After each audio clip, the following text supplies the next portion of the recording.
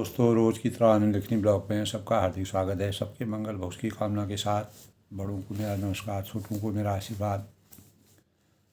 रामचरितमानस का बालकांड का प्रसंग बहुत ही अद्भुत, अलौकिक और मानव चेतना को जगाने के लिए भगवानों ने यानी देव अवतार में अवतरित होकर के किस प्रकार की लीलाओं का वर्णन किया और कैसे सृष्टि के निर्माण के लिए अनेक प्रकार की विधाओं, संरचनाओं, संवेदनाओं और भावनाओं का मानव जीवन इस सृष्टि के निर्माण और सृष्टि को हमेशा सुचारू रूप से संगठित करने के लिए मानव चेतना को जगाने के भावों का जिस प्रकार से सृजन किया है। कल के प्रसंग में दोस्तों हमने सभी देवी देवताओं ने, खास तौर से ब्रह्मा और विष्णु ने अपने अंतःकरण में भगवान शिव की आराधना की और सब देवताओं के मन में ऐसा परम उत्साह की भावना थी कि शिवजी से वह कहते हैं कि अपनी आँखों से हम आपका विवाह पार्वती से होते हुए देखें तो हमारा जीवन हमेशा के लिए धन्य हो जाएगा। और हम जो कामदेव अनेक प्रकार के जो इस प्रकार की प्रवृत्ति के लोग जो मानव के अंदर अनेक प्रकार की छल कपट और इस प्रकार की दुर्भावनाओं से इस जीवन को जगत में बड़ा हाहाकार मचाने की अपेक्षा रहते हैं, उनका जिस प्रकार कामदेव के को भस्म करके आपने मानव जीवन को यानी इस सृष्टि को हमेशा सुंदर भावों से सजाने के भावों का संचार किया। और इसी स्वरूप को देखते हुए दोस्तों रामचरितमानस में ख़ास तौर से अगर हम पूर्ण रूप से उसका पीछे की तरफ जाते हैं तो रामचरितमानस में दोस्तों गोस्वामी तुलसीदास जी ने लिखा है एक जगह कि ईश्वर अंश जीव अविनाशी, यानी जीव परमात्मा का अंश है और अतः वह अविनाशी है। परमात्मा का अंश होने से जीव का स्वरूप भी उसी जैसा है और जो जीव आत्मज्ञान से संपन्न होता है उसे इस संसार में वही मुक्ति कहलाती है, मोक्ष की प्राप्ति का द्वार वही है। और जो जीव अज्ञानी होता है उसे बद्ध कहते हैं। और जीव और ईश्वर एक शरीर में नियंता एवं नियंत्रित के रूप में स्थित है। अगर हम सूक्ष्म रूप से गणना करते हैं गुण तो इसे ऐसा समझें कि शरीर एक वृक्ष है और उसमें घोंसला बनाकर जीव और ईश्वर नाम के दो पक्षी रहते हैं। वे दोनों चेतन होने के यानी चेतन अवस्था में होने के परिणाम स्वरूप चेतन होने से समान और कभी एक समान रहते हैं, कभी बिछड़ने के कारण सखा हो जाते हैं। तो इनके निवास करने का जो कारण केवल लीला है। तो भगवान शिव ने मर्यादा पुरुषोत्तम भगवान राम जी शिव के स्वरूप से जो लीला का वर्णन किया, तुलसीदास जी ने जिस लीला को मानव चेतना तक पहुंचाने का प्रयास किया अपने ज्ञान से, अभीष्ट ज्ञान से, तो दोस्तों इनके निवास करने का कारण केवल लीला है। इतनी समानता होते हुए भी जीव को शरीर रूपी वृक्ष के फल, सुख दुख आदि मानव भोगता है अनेक प्रकार के सुख हैं, दुख है, कठिन परेशानियां हैं, चुनौतियां हैं, और सुख की अनुभूति भी करता है कि इस प्रकार के भाव जीवन में आते हैं। तो अभोक्ता होते हुए भी ईश्वर ज्ञान, ऐश्वर्य, आनंद और सामर्थ्य आदि के भोक्ता जीव से बढ़कर है। तो ईश्वर आप यानी अपने स्वरूप और जगत को जानते हैं, परंतु जीव नहीं जान सकता। इसीलिए भगवान को अंतर्यामी कहा गया है। भगवान शिव को मर्यादा पुरुषोत्तम भगवान रामचंद्र जी और शिव एक ही स्वरूप माने जाते हैं। दोनों अंतर्यामी थे, देवों के देव थे। और शिव ने हमेशा मर्यादा पुरुषोत्तम भगवान राम सिंह जी अनेक प्रकार से उनके जीवन के वृतांत का पार्वती के साथ बैठ करके अनेक प्रकार के संवाद किए। तो इंद्रियां विषयों को ग्रहण करती हैं, क्योंकि गुण ही गुण को ग्रहण करते हैं।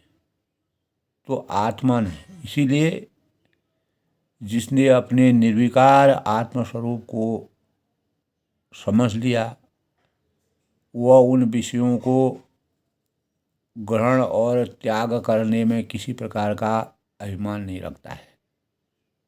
तो शारीरिक और मानसिक, बौद्धिक रूप से हम जितने यानी सांसारिक कर्म होते हैं, वह सभी गुणों की प्रेरणा से हमारे जीवन में अवतरित होते हैं। किंतु अज्ञानी मनुष्य जिस प्रकार कामदेव यद्यपि पूरी मायावी शक्ति के अंतर्गत कामदेव ने अनेक प्रकार के जड़ जीव और प्रकृति के वातावरण को अपने प्रभाव से जिस प्रकार से विचलित करने के भावों का संज्ञान किया, और भगवान शिव समाधि के रूप में जब वो अवतरित हुए तो उनको क्रोध की अग्नि की ज्वाला में जलाने का प्रयास किया। तो अज्ञानी मनुष्य झूठ यानी झूठ मूठ स्वयं को कर्मों का कर्ता मान बैठता है, और यही उसके बंधन का कारण होता है, यही उसकी मुक्ति का कारण होता है। विवेकी मनुष्य अपने आप को कर्ता नहीं मानता है। इसमें बुद्धि होती है, ज्ञान होता है, विवेक का सृजन होता है।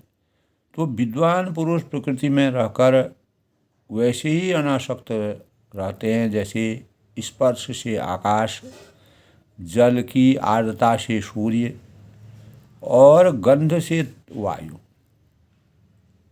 तो ये जो तीनों प्राकृतिक जो संपदाएं हैं, इनका प्रवेश सृष्टि में होता है तो उनके शरीर को लोग पीड़ा पहुंचाएं या पूजा करें तो वे उससे दुखी व सुखी नहीं होते।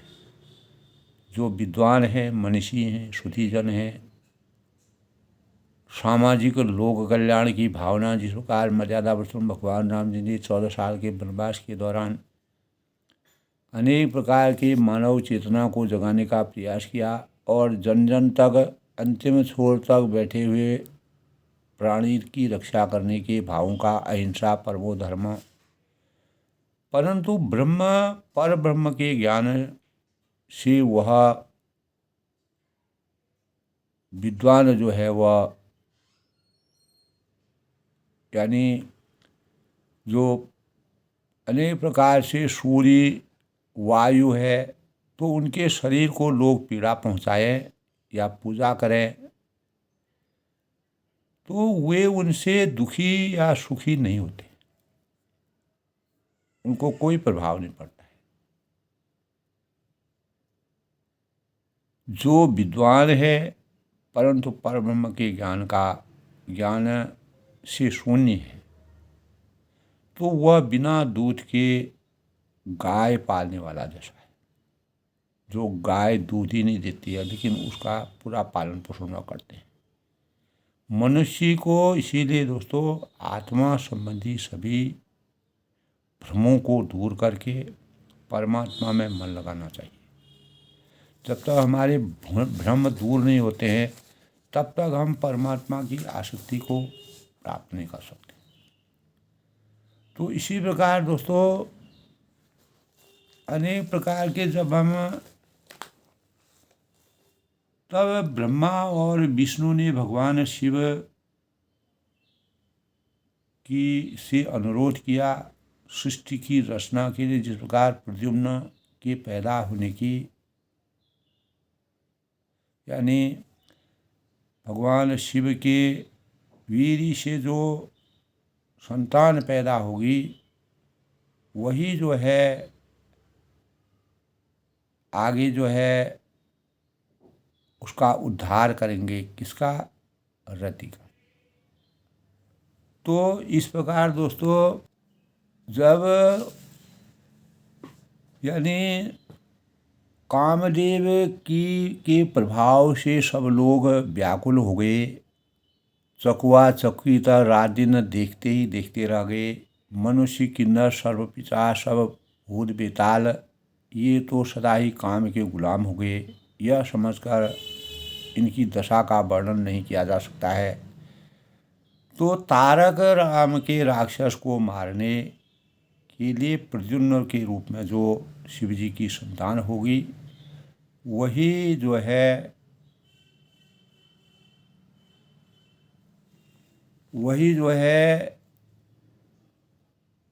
त्रेता युग में जब भगवान कृष्ण यानी वही जो है तारक नाम के देवता का अंत करेगा और जो अनेक प्रकार की देवी देवताओं को कष्ट कर दे रहा है, मानव जीवन को विचलित कर रहा है और अनेक प्रकार के देवताओं को कष्ट पहुंचा रहा है। तो उसके लिए यह उपाय बहुत ही ज़रूरी है। यह ब्रह्मा और विष्णु ब्रह्मा जी ने सभी देवी देवताओं को बताया। तब भगवान शिव की आराधना शिव जब पार्वती और अपनी भक्ति राममय भक्ति को अपने आनंद की अनुभूति में वैरागी के अंतिम छोर तक पहुंच गए थे, तब उन्होंने समाधि लेने का निर्णय लिया। समाधि पूर्ण रूप से ब्रह्म में लीन हो जाना।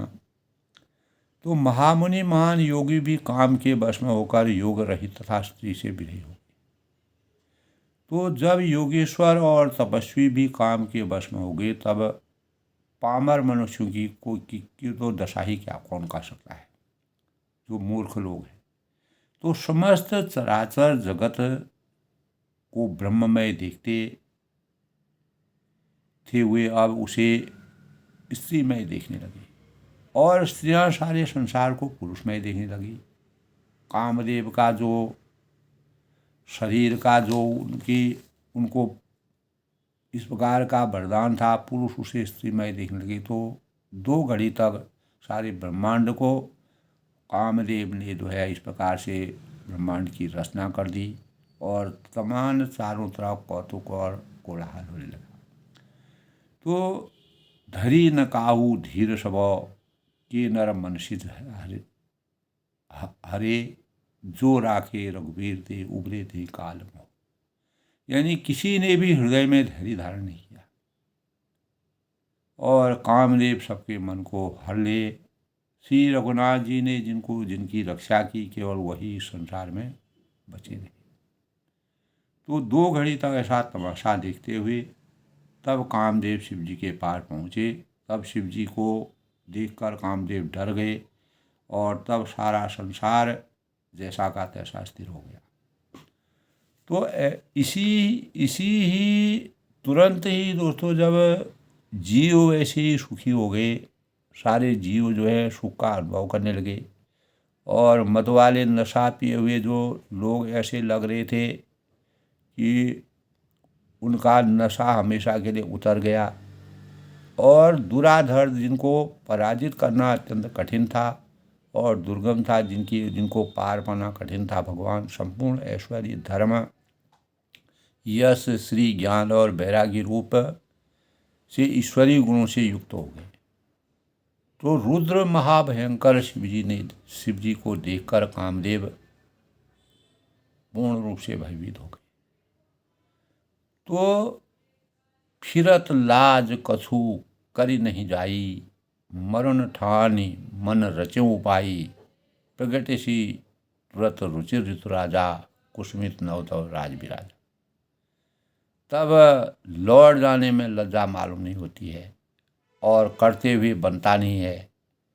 आखिर मन में मरने का निश्चय करते हुए उपाय रचा, तुरंत ही सुंदर ऋतुराज बसंत को प्रकट किया। फूले हुए नए नए वृक्षों की कतारें सुशोभित हो गईं और वन है, उपवन है, बावली, तालाब और सब दिशाओं के विभाग सुंदर हो गए, परम शोभा में रमणीय हो गई। जहाँ तहाँ मानो प्रेम उमड़ रहा है और जिसे देखकर मरे मनों में भी जो अपनी सभी कामनाओं को छोड़ चुके हैं, उनमें भी कामदेव जाग उठा है। तो कामदेव ने इस प्रकार का प्रभाव प्रकृति में फैलाया। तो मरे हुए मनों में भी जब कामदेव जागने लगा, तब उनकी सुंदरता कहीं अधिक, उनकी जो कामदेव और रति को सुंदरता का मानक माना गया है। तो काम रूपी अग्नि का सच्चा मित्र शीतल मंद सुगंधित हवा चलने लगी और सरोवरों में अनेक कमल खिल गए, जिन पर सुंदर भंवरों के समूह गुंजायमान करने लगे। राजहंस, कोयल, तोते, अनेक प्रकार के जो विभिन्न प्रकार के पशु पक्षी थे बोलने लगे और अप्सराएं अपना अपना गाना नृत्य गाने लगी।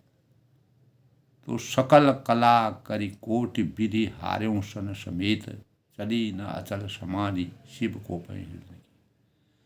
तो कामदेव अपनी सेना सहित जब करोड़ों प्रकार की सब कलाएं करते हुए अनेक प्रकार की रचना करने में समर्थवान हुआ था। शिव जी की अचल समाधि कैसे डिगे, कैसे शिव जी की को अपने समाधि से विचलित किया जाए और उनकी इंद्रियों को सचेत किया जाए, तब कामदेव को बहुत ही क्रोध आया और जिसके परिणाम स्वरूप उसने क्या किया। तो कामदेव के क्रोध के परिणाम स्वरूप आसपास के जो वृक्ष थे वह सुंदर डाली देखकर मन में क्रोध से भरे हुए कामदेव उस पर चढ़ गए और सुंदर अपने पुष्प धनुष सहित अपने पांचों बाण चढ़ाए और अत्यंत क्रोध से लक्ष्य की ओर ताककर उन्हें कान तक चढ़ा लिया। तो तब कहा है, छाणे विषम विषिक उर लागे, छूटी समाधि शंभु तब जागे, भयं ईश मन सो विशोषी, नयन उदार सकल दिश देखिए। तो भक्ति की पराकाष्ठा जब भगवान शिव ब्रह्म में लीन हो गए, मर्यादा पुरुषोत्तम भगवान रामचंद्र जी में पूरे अपने जीवन को उन्होंने समर्पित कर दिया। वैरागी में, अखंड वैरागी में, समाधि का, भक्ति जब हमारी भक्ति का अंतिम लक्ष्य जो है वह समाधि होती है। तो कामदेव ने 30वें बाण जब ऐसे परिवेश में जब शिवजी अचेतन अवस्था में भगवान पर ब्रह्म में लीन थे, तो शिवजी के हृदय में उन्होंने 5 बाणों को मार दिया। तब उनकी समाधि टूट गई और वे जाग गए, शिवजी सजग हो गए। बड़ा गूढ़ वर्णन है दोस्तों। ईश्वर शिवजी के मन में बहुत क्षोभ उनको हुआ, क्योंकि भक्ति में और जो समाधि होती है वह भक्ति की अंतिम स्थिति होती है। उन्होंने आंखें खोलकर सब ओर देखा, तब जो है ऐसे परिवेश में शिवजी की तीसरी आंख खुलती है, जब आम के पत्तों में छिपे हुए कामदेव को उन्होंने देखा। सौरव पल्लव मदन विलोका, कामदेव को मदन कहा गया है दोस्तों, और भयों को विकंप्यों देखा। तो कामदेव को देखा तो उन्हें बड़ा क्रोध हुआ। जिस प्रकार से क्रोध की अग्नि में जल करके कामदेव ने शिवजी की समाधि को समाप्त किया, तब भगवान शिव को जब वह समाधि से उठे, उनको चेतन आया, तो तीनों लोग कांप गए। तीनों लोकों में हाहाकार मच गया। और तब शिवजी ने तीसरा नेत्र उनका खुला। उनके देखते ही कामदेव, जैसे ही उनकी नज़र कामदेव पर पड़ी, आम के वृक्ष में जो बैठे हुए भगवान शिव पर के हृदय पर जब उन्होंने बाण मारा तो कामदेव जलकर शिवजी की दृष्टि से ही, तीसरी आँख की दृष्टि से ही कामदेव का भस्म हो गया। तो हाहाकार भयं जगमा अभारी, डर पे सुर भय असुर सुखारी, समुझ काम सुख सोचहि भोगी, भय अकंटक साधक जोगी। तो इस जगत में दोस्तों, जगत में बड़ा हाहाकार मच गया, सृष्टि में विचलित हो गई। जैसे शेषनाग अगर थोड़ा भी विचलित हो जाते हैं तो पूरी धरती हिल करके कंपायमान हो जाती है। देवता भी डर गए, दैत्य सुखी हुए, क्योंकि भगवान शिव की जो भक्ति है उसमें कड़वाहट आ गई। भोगी लोग काम सुख में जो हमेशा काम सुख का भोग में विरक्त थे, कामदेव ने जिस प्रकार की रचना रची तो वह प्रसन्न हुए। तो चिंता करने लगे साधक योगी, जो साधक थे, जो साधना में अपनी साधना में लीन थे, योगी थे। योग के योगी जो होता है उसको योगी कहते हैं दोस्तों। तो सभी योगी यानी निष्कंटक हो गए। और कामदेव का जब भस्म हो गए तब कामदेव स्त्री रति पति की यह दशा देख करके मूर्छित हो गई और रोती चिल्लाती और भांति भांति की करुणा करती हुई वह शिव जी के पास गई। तब अत्यंत प्रेम के साथ अनेकों प्रकार की विनती करके हाथ जोड़कर सामने खड़ी हो गई। शीघ्र ही प्रसन्न होने पर प्रभु आशुतोष कृपाल शिव अबला निरख बोले सही, अति प्रेम कर विनती विविध विधि जोर कर सन्मुख रही। और शीघ्र ही प्रसन्न होने वाले जो कृपालु शिव जी हैं, अबला असहाय रति को देख करके सुंदर उसको सांत्वना देने के दी और वचन बोले, अब तय रति तब नाथ करा हो ही नाम अनंग, बिनु बपु व्यापहि सबय पुनि सुन निज मिलन सुनो। यानी हे रति सुनो कि अब तेरे स्वामी का नाम अनंग होगा और वह बिना ही शरीर के सबको व्यापेगा। और अब तू अपने पति के मिलने की बात सुन, कैसे तुमको अपना पति प्राप्त हो सकता है। जब यदुवंश में भगवान कृष्ण का अवतार होगा, जब यदुवंश कृष्ण अवतारा हो वहीं हरण महामहिभारा, और वह यदुवंश में श्री कृष्ण का अवतार होगा, तब तेरा पति उनके पुत्र यानी प्रद्युम्न के रूप में उत्पन्न होगा। और कृष्ण तनय होई पति तोरा, वचन अन्यथा होई न मोरा। और मेरा यह वचन अन्यथा नहीं होगा।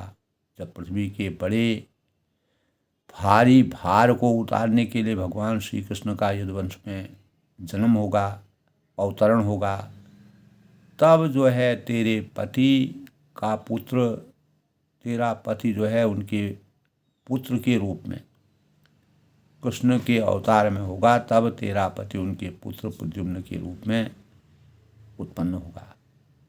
और मेरा यह वचन अन्यथा नहीं है। और तब शिव जी के वचन सुनकर रति जो है वहाँ से चली गई। तब दूसरी कथा का बखान कर विस्तार से कहता हूँ कि ब्रह्मादि देवताओं ने सब समाचार सुने तो वह बैकुंठ में चले गए। तो शिव जी के वचन को सुन करके जब रति चले गई, तब वहाँ से विष्णु सब सुर विष्णु बिरंच समेता गए जहाँ शिव कृपा निकेता, पृथक पृथक तिन कीन प्रशंसा भई प्रसन्न चंद्र। तो फिर वहाँ से विष्णु और ब्रह्मा सहित सब देवता वहाँ गए जहाँ कृपा के धाम शिव जी थे, और उन सब ने शिव जी की अलग अलग स्तुति की, वंदना की, आराधना की। तब शशि भूषण शिव जी प्रसन्न हो गए। तब उन्होंने कहा कि कृपा के समुद्र शिव जी बोले कि कहो असर आए के हेतु, किस कारण से आप लोग मेरे पास यहाँ पर आए हैं। क्योंकि शिव जी की समाधि टूट गई थी और हे प्रभु आप अंतर्यामी हैं, कह विधि तुम प्रभु अंतर्यामी, तदपि भक्ति बस बिना स्वामी, तथापि हे स्वामी भक्ति बस में आपसे विनती करता हूँ कि सकल सुरन के हृदय अशंकर परम उत्साह, निर्णय देखा चाहिए ना तुम्हारी बात। तो सभी देवी देवताओं आराधना करने लगे कि सब देवताओं के मन में ऐसा उत्साह है कि हे नाथ वे अपने आँखों से आपका विवाह देखना चाहते हैं। तो उसी विवाह को देखते हुए हम धन्य होंगे और उसी विवाह के परिणाम स्वरूप जो भगवान शिव ने जो रति को जो वरदान दिया था वो वरदान तभी पूरा होगा। और जो तारक नाम का जो राक्षस है वो भी हमेशा के लिए समाप्त होगा। तो यह उत्सव देखई भरी लोचन, सोई कसु करऊँ मदन कर मोचन, काम जोरी रति कहूँ कर दीना, कृपा सिंधु यह अति बल कीना। तो तब कहा हे कामदेव के मद को चूर करने वाले, कामदेव के अहंकार को, मद को हमेशा के लिए समाप्त करने वाले भगवान शिव, जो देवताओं को परेशान करने वाले कामदेव, मायाई रचना को रचने वाले, पूरी प्रकृति की को अपने वश में करने वाले, आप ऐसा कुछ कीजिए जिससे सब लोग उस उत्सव को नेत्र भर कर देखें। और हे कृपा के सागर काम जार रति कहूँ पर दीना, और हे कृपा के सुगार कामदेव को भस्म करके आपने रति को जो वरदान दिया है बहुत ही अच्छा किया। वह वरदान अगर आप नहीं देते तो सृष्टि जो है यहीं पर अवरुद्ध हो जाती। सासति करी पुण्य करें पराओ पसाऊ, नाथ भुवन कर सहज स्वभाव, पार्वती तब कीन अपारा, करहूँ ताश अंगीकार। तब यानी हे नाथ, तब ब्रह्मा और विष्णु ने कहा कि हे नाथ, श्रेष्ठ स्वामियों का यह सहज स्वभाव होता है, उनकी वाणी होती है, उनका मन होता है, उनकी मधुरता होती है कि वे पहले दंड देकर फिर कृपा करते हैं।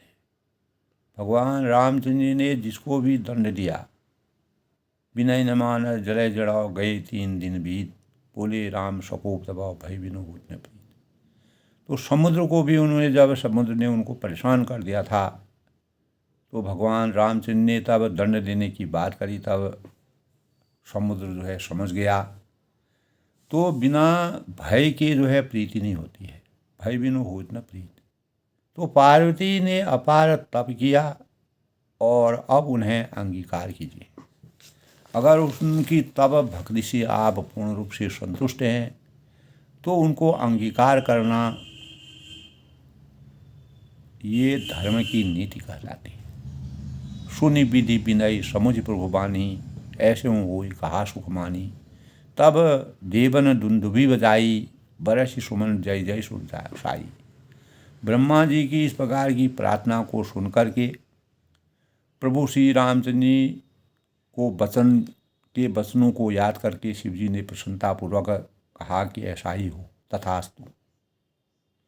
तब देवताओं ने नगाड़े बजाए, अनेक प्रकार की खुशियाँ मनाई और फूलों की वर्षा करके जय जयकार का उद्घोष हुआ और देवताओं के स्वामी जय हो ऐसा कहने लगे।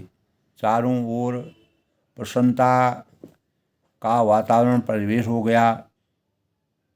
तो ब्रह्मा जी की प्रार्थना जो है, प्रभु श्री रामचंद्र जी के वचनों को याद किया और शिव जी ने प्रसन्नतापूर्वक कहा कि ऐसा ही हो। अवसर जान सप्तऋषि आए। तो सप्तऋषि जो थे उन्होंने पार्वती जी का जिस प्रकार से अनेक प्रकार से उनको विचलित करने का प्रयास किया, भगवान शिव की भक्ति में पार्वती पूर्ण रूप से भक्ति भावों से परिपूर्ण हैं या नहीं हैं, लेकिन पार्वती ने शिव के अलावा महान गुणों के होने पर भी, शिव भले ही अवगुण भी हैं उनमें, अगर किसी में महान गुण भी हैं तो वह मेरे लिए कुछ नहीं है। मेरा जीवन पूरा शिव रूप में सत्यं शिवं सुंदरम से अलंकृत है। अवसर जान सप्तऋषि आए, तो उचित अवसर जानकर तब शिव जी के पास सप्तऋषि आए और ब्रह्मा ने तुरंत ही उन्हें हिमांचल के घर भेज दिया। और तब प्रथम गई जहाँ रही भवानी, और जब उनको भेजा तो पहले वहाँ गए और पार्वती जी जहाँ थीं और उनके बोले मधुर वचन छलसाने, उनसे छल से भरे हुए मीठे विनोद युक्त आनंद पहुँचाने वाले जो वचन बोले। सप्तऋषि ने क्या कहा? कहा हमार न सुनहु तब नारद के उपदेश, अब भा झूठ तुम्हार पनो जारहूँ काम महेश। यानी नारद के उपदेश से तुमने उस समय हमारी बात नहीं कही, नहीं सुनी, अब तो तुम्हारा प्रण झूठा हो गया है, क्योंकि महादेव जी ने कामदेव को ही भस्म कर दिया है। अगर काम वासना ही नहीं रहेगी, काम वासना हमेशा के लिए समाप्त हो जाएगी, तो आगे की रचना, प्रकृति की रचना होना संभव नहीं है।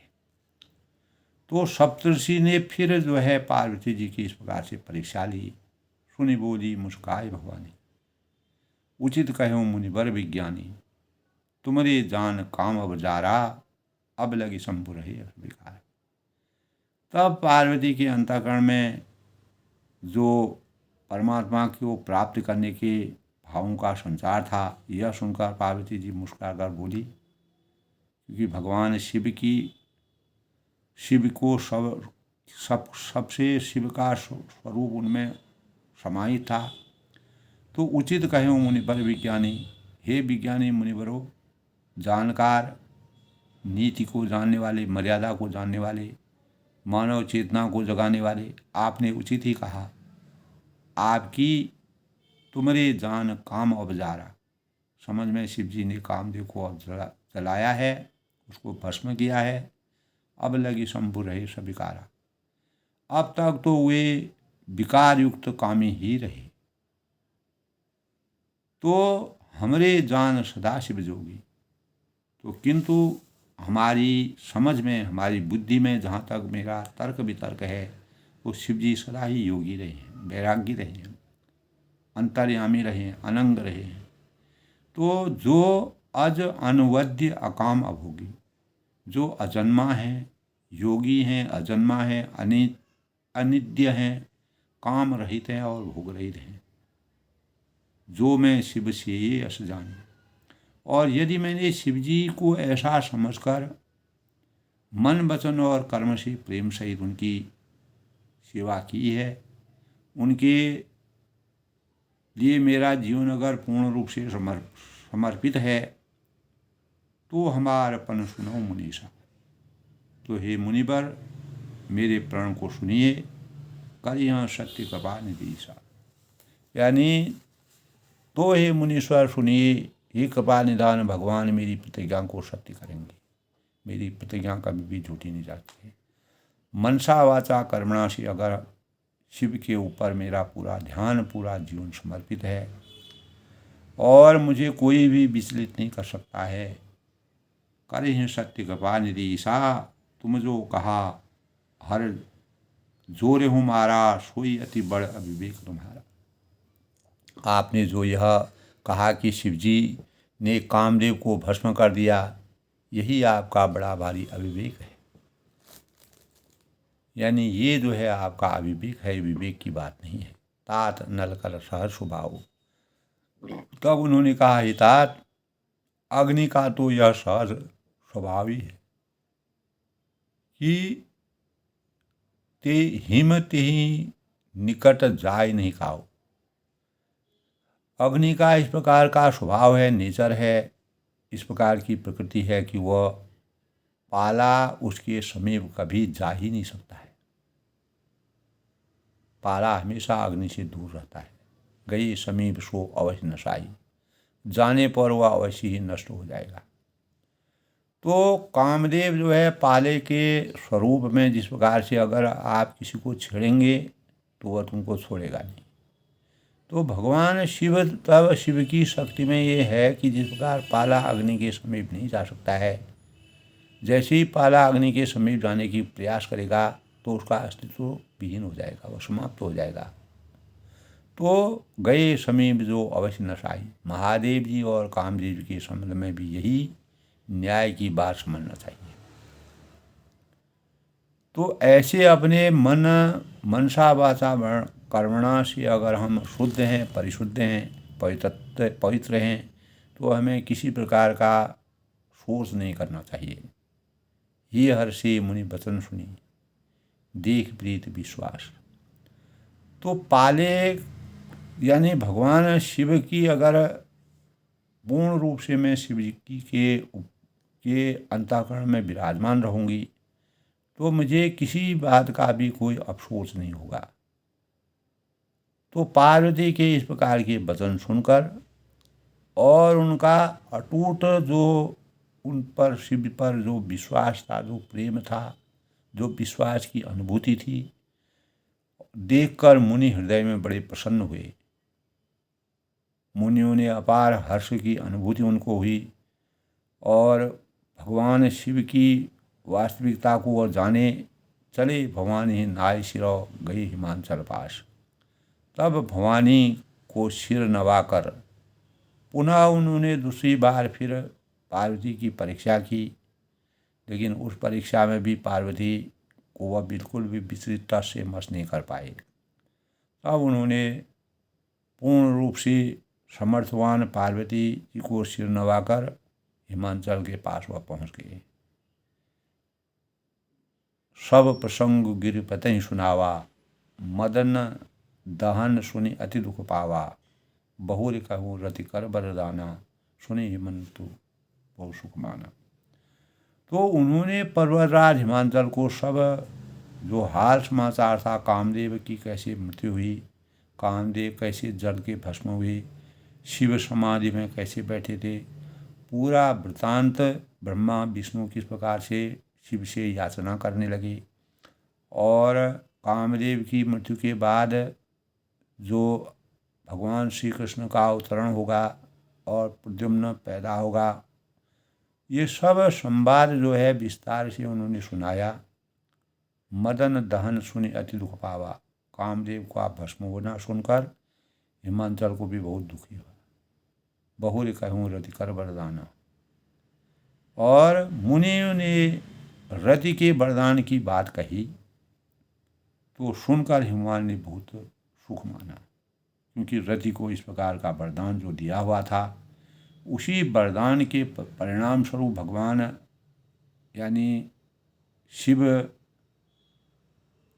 इस सृष्टि की रचना करने में शिव की अहम भूमिका रहेगी। हृदय विशाल शंभु पूर्ताई, सादर मुनिवर लिए बुलाई। तो शिव जी के प्रभाव मन में विचार कर हिमांचल ने श्रेष्ठ मुनियों को आदर सहित बुलाया और सुदिन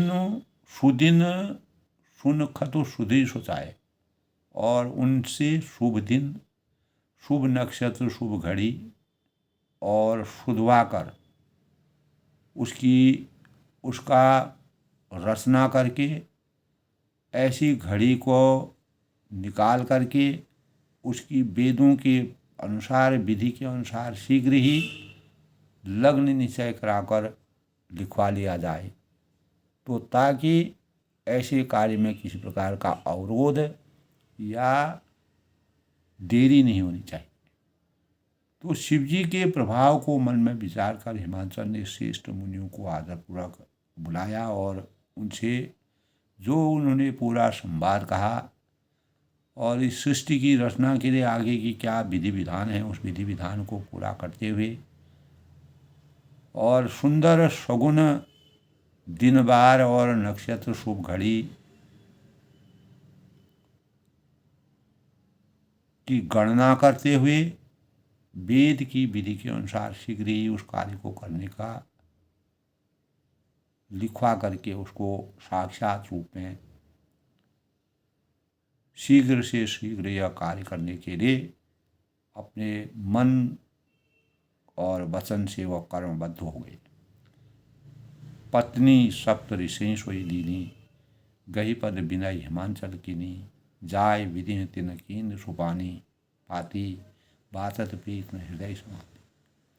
फिर हिमांचल ने यह लग्न पत्री जो थी, जब शादी विवाह में दोस्तों भगवानों के समय से ही लग्न रीति रिवाज के अनुसार शादियाँ, परंपरा हमारी जो संस्कार हैं उसके अनुसार लग्न पत्रिका मिलाई जाती है। सप्तर्षियों को दी हिमांचल ने और चरण पकड़ कर उनकी विनती कही, गही पद विनय हिमांचल की नहीं, विनय और स्तुति की। जाय विविध तिन दीन सुपानी, उन्होंने जाकर उस लग्न पत्रिका को ब्रह्मा जी को दिया, क्योंकि ब्रह्मा जी इस सृष्टि के सृजन करता है और बात अर्पित न हृदय समाधि, उसको पढ़ते समय उनके हृदय में प्रेम, अपार प्रेम की अनुभूति का संचार हुआ, ज्ञान की पराकाष्ठा, और वह प्रसन्न मग्न हो गई। लगन बाँच अज सबई सुनाई, हर्षि मुनि सब सुर समुदायी, सुमन वृष्टि नव बाजत बाजे, मंगल कलश दसों दिश भ्राजे।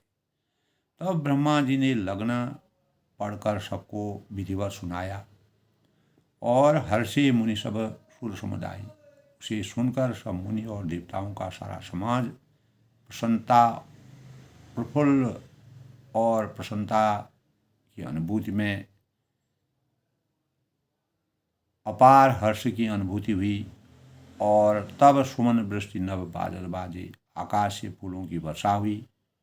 शुभ लग्न, शुभ दिन, शुभ अवसर के आने पर और मंगल कलश दसों दिशा साजी, चारों दिशाओं में यानी दसों दिशाओं में मंगल कलश सजा दिए गए। पूरा प्राकृतिक सौंदर्य का मंगल हुआ। तो लगे सवारन सकल सुरो, वाहन विविध विमान, होई सगुन मंगल सुभदौ, करें अप्सरागम। तब सब देवता अपने भांति भांति के वाहन, जिनके पास जो वाहन था, अपने अपने वाहनों में, विमानों में सजाने लगे और कल्याणप्रद मंगल सगुन होने लगे और अप्सराएं आपस में गाने लगी। तो शुभ सगुन यानी शिवजी के विवाह, पार्वती और शिवजी के विवाह की मंगल कामना के साथ आज के प्रसंग की समाप्ति के साथ दोस्तों अपनी वाणी को विराम देते हुए, तो भगवान हो वहीं सोई जो राम रज राखा, को करी तरक बड़ा वहीं शाखा, रघुकुल रीत सदा चले आई, प्राण जाए पर बचन जाई। तो भगवान ने जिस प्रकार की सृष्टि की रचना की है, तो उसी प्रकार भगवान शिव ने के सुंदर जीवन का जो वर्णन है, तो परमा भगवान शिव ने जिस प्रकार से इस सृष्टि को रचाने के लिए सब देवता अपने भांति भांति के वाहन, शिव पार्वती का विवाह मंगलमयी सगुन और सुंदर घड़ी के और सब सगुनों की रचना कर, गणना कर, सप्तऋषियों ने आकर करके शिव के स्वरूप को देख करके हिमवान और मैना के और सप्तऋषि के और ब्रह्मा विष्णु के आशीर्वाद से भगवान शिव की आगे की रचना का वर्णन तुलसीदास ने बड़े ही हृदय स्पर्शी ढंग से किया है। आज के प्रसंग में दोस्तों भगवान शिव की और पार्वती के रूप में जब शिव और सृष्टि की रचना के लिए जब प्रद्युम्न पैदा होते हैं, भगवान कृष्ण का अवतरण द्वापर में होता है, तो उन भावों का संचार तुलसीदास ने किया है बालकांड से पहले। इसी प्रकार दोस्तों रामचरितमानस का श्रवण करते रहें, अपार ज्ञान का संचार होगा, भक्ति के भावों से हमारा जीवन पवित्र होगा और हमारे अंतःकरण में भी अपनी संस्कृति के प्रति, अपने परंपरा के प्रति, अपनी मर्यादा के प्रति तुलसीदास द्वारा विरचित इस ग्रंथ रामचरितमानस की पराकाष्ठा को हम पूर्ण भावों के साथ अपने जीवन को चरितार्थ करने में समर्थवान होंगे। भावी पीढ़ी के लिए भी इसी प्रकार के संस्कारों से कैसे जीवन आगे बढ़ता है, यह सृष्टि लगातार आगे बढ़ती है, उसका नियमबद्ध तरीके से जो तुलसीदास ने वर्णन किया है वो अभूतपूर्व है।